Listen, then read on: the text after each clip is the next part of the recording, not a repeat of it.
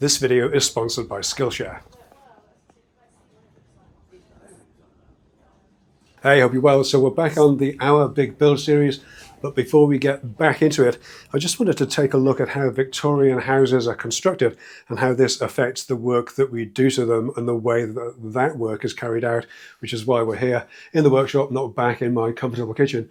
Here in Britain, we build houses principally from bricks or more recently blocks, but certainly Victorian houses are all brick, a double skin of brickwork for the exterior walls with an air gap between them. Insulation wasn't something to be considered in the age of coal fires and outside toilets, and the suspended timber floor joists were typically left open to the ground below, something that we addressed in our build.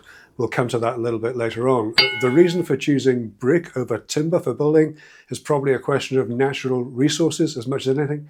Britain isn't a huge timber producing nation, whereas we have a lot of clay to make bricks. Timber frame construction has a lot of benefits. If you've watched any of Scott Brown's videos recently, and if you haven't, you really should. You can see how fast it is to put up the basic framework of a house. And Britain isn't completely opposed to timber frame buildings. They're popular with self-build projects, but commercially, they're generally kept to smaller, non-habitable structures like garden rooms and home offices. Anyway, back to the Victorian brickwork in our kitchen. The structure is pretty simple, as I'll demonstrate with this attractive three-dimensional model that I made before the program started.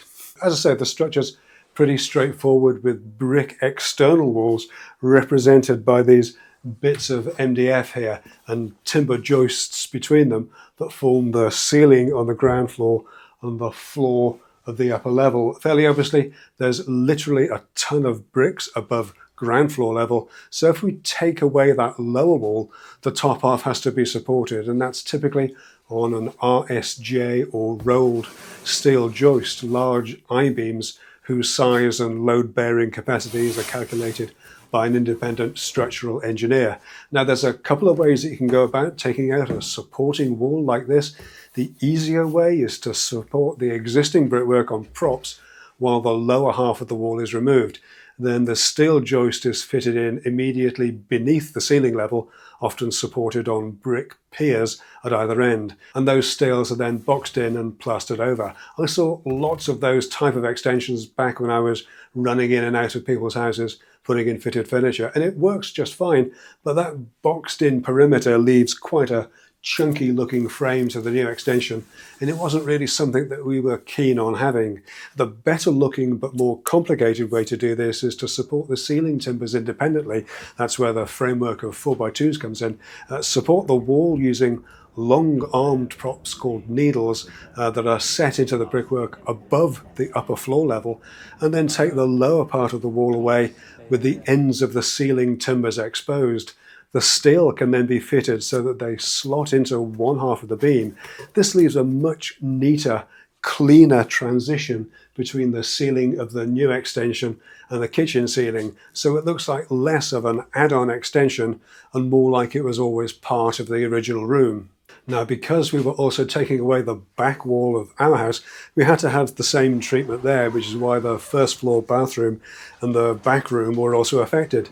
And it's why we also opted to have that bathroom replaced completely. The steels that supported the back of the house had to be angled or cranked in order to comply with building regulations. There's a 2 meter, 6'6" height limit at the boundary, so more tricky calculations for that structural engineer, and we opted to leave the steel uprights that supported those horizontal beams proud of the walls rather than chasing them in. As well as being easier to do, it meant that at one end this gave us space to box in the soil stack and still have easy access to a rodding point in case that's ever needed, and at the other end it just gave us a nice distinction between the kitchen and the sitting area, punctuation if you like, at the end of a run of cabinetry. Before we press on with that build, let me just put away this attractive 3D model and tell you about today's video sponsor, that's Skillshare. This time of year isn't great to be starting a longer term project, but it's the perfect time to start planning one. And whether you need some inspiration or guidance with interior design or maybe 3D modeling that project in Blender, you'll find that Skillshare has an impressive range of online courses on just about anything and every kind of creative endeavor that you can think of. Video editing, cooking, graphics, and yes, interior design and 3D modeling too. With so many great courses to choose from, it could seem a little bit overwhelming if it wasn't for the Skillshare learning paths, course playlists, if you like, that have been curated to work together. So whether you're a complete beginner like me, just starting out, or a more experienced user looking to get the most out of your time, then you'll certainly find something for you on Skillshare. But here's the best part. You don't have to take my word for it. The first 500 people to click on the link in the video description will get a month's free trial on Skillshare to watch whatever you want, take as many courses as you like, attend as many classes as you can fit in to see if it's for you. And if you want to continue after the trial ends, then there are great value premium subscriptions available. So whether you're looking to learn more about something you already have an interest in, or you're looking to learn new skills altogether, Skillshare will have something to help you out. And I'd like to thank Skillshare for helping me out by sponsoring this video. So the last time we were on site, the basic structure was taking shape and we were starting to have a sense of the space that we'd end up with. We managed to keep the original bricks to reuse, and we gave our neighbours the option of having a brick wall to look at or a rendered wall. It didn't make any difference to us, so it was nice to offer the choice. One side went for brick and the other went for render. The internal walls are made from blocks and much faster to lay, and with additional insulation between them and the outer brick skin. A week or so later, and the timbers for the extension roof are in place, along with the floor joists for the newly created utility room and downstairs WC. Unfortunately, in the process of uncovering everything, we'd also found some damp issues. So, about 10 weeks into the build of a 12 to 16 week build, I don't think we're going to get this quite finished in 6 weeks somehow, and the kitchen is due to arrive in about 4, so we'll see. But overall, you can start to see the shape of the room. Obviously, this end is going to be the whole kitchen, and this end is the 3-meter extension that will make up the garden room, day room, whatever we call it. And obviously all the stuff that's out the back there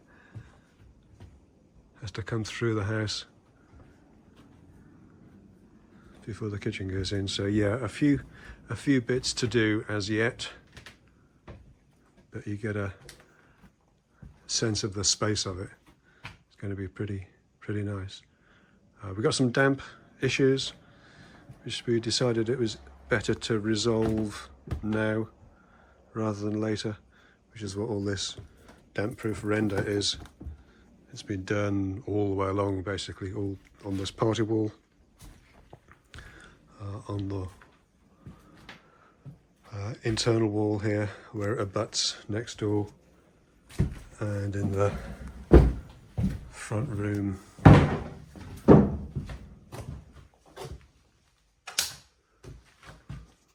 around the bay as well.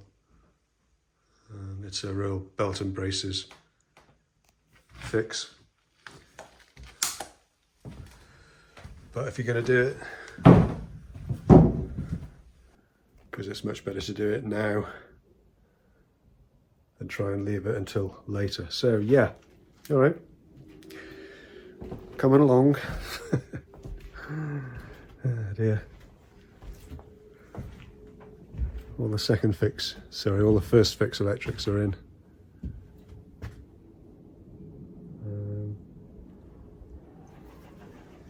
Yeah, getting there. Now obviously the damp remedial work wasn't planned, so it cost us a bit more money, but it didn't cost us much time, fortunately, as work could continue while the damp-proof render was drying. I mentioned earlier on that the houses were made with a suspended floor that was basically open to the elements underneath, and while we planned for underfloor heating in the kitchen and the new extension, it just felt like a step too far to do it across the whole of the ground floor, even though all the floors to be lifted and replaced. Instead, we fitted insulation between the original floor joists, and I've got to say, this has made a world of difference. There was insulation added throughout the new roof as well, and while all that was going on, we'd taken delivery of the bathroom fittings, and work was starting on the bathroom fit-out.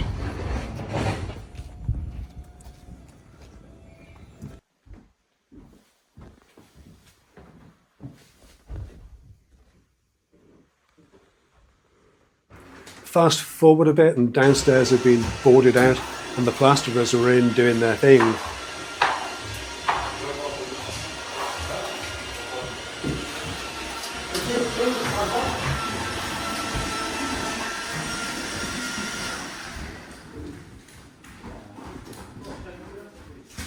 And a few days after that, we were able to offer up our recycled kitchen cabinets in the newly plastered utility room. Start taking a look at the garden space. And once the mist coat had been applied to the fresh plaster, then with the extension flooring uncovered, we could start laying the underfloor heating. First the insulation, and then the pipework. And then board it all over, taking great care not to nick that one continuous pipe. Oh, and somewhere during that frenzied few weeks, the Velux windows had also been fitted. We delayed the delivery of the kitchen by a couple of weeks, but even so, the builders were still hard at it, so the many boxes, the many kitchen components had to be spread around the house in various rooms just to keep them out of the way. Kitchens occupy a lot of volume. In ours alone, there are effectively 17 smaller cabinets and 7 full-height, full-width units. I'm often asked about making your own kitchen, and a lot of people were puzzled and thought that I'd missed a trick by not making this one in my house.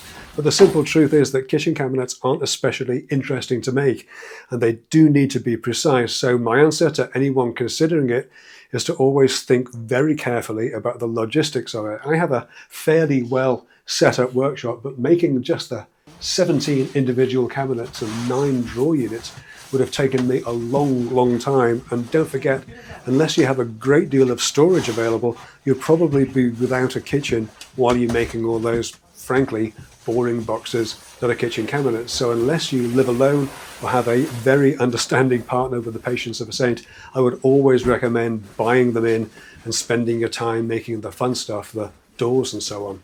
Now, I said before, I really wanted to be completely hands-off on this kitchen. I didn't quite manage that, but more on that in another video. Generally speaking, kitchen fitters want to be the last of the trades in so they can leave the space and that expensive kitchen all clean and sparkly, because for whatever reason, builders and electricians and window fitters just don't seem to care about the finished work as much as we do. So we ended up having to do a Christo on the kitchen cabinets, keeping everything wrapped in plastic, while the electricians bodged holes in the freshly plastered ceilings, and the made-to-measure doors and windows needed the openings adjusting to fit. We got there in the end, but my goodness, it wasn't as straightforward as it should have been. I'll leave this one here for now, though.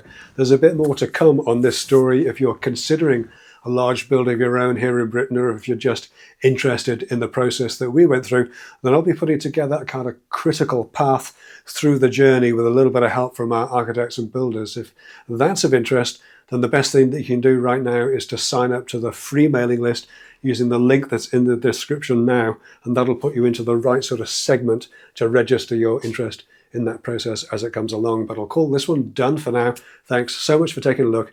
Leave a comment, hit subscribe, and I'll catch you in the next one. All right, take care.